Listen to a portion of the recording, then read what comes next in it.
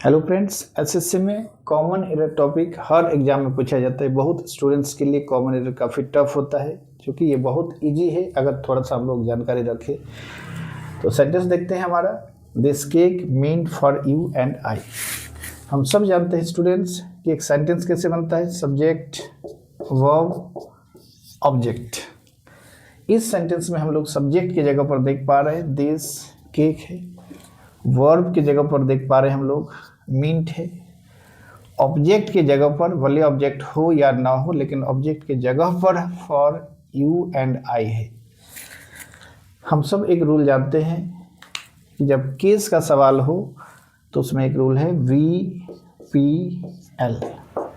V for students, V for verb होता है, P for preposition, L for late.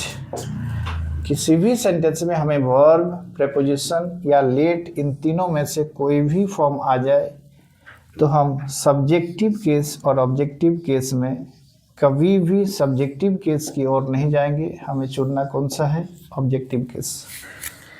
इस sentence में दिया हुआ है फॉर एक प्रेपोजिशन है। फॉर क्या है, प्रेपोजिशन है,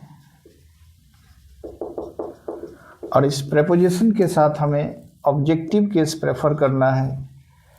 अब हमें सब्जेक्टिव और ऑब्जेक्टिव केस के बारे में जानना है। आप सभी जानते हैं कि आई सब्जेक्ट है, इसका ऑब्जेक्टिव केस होता है मी।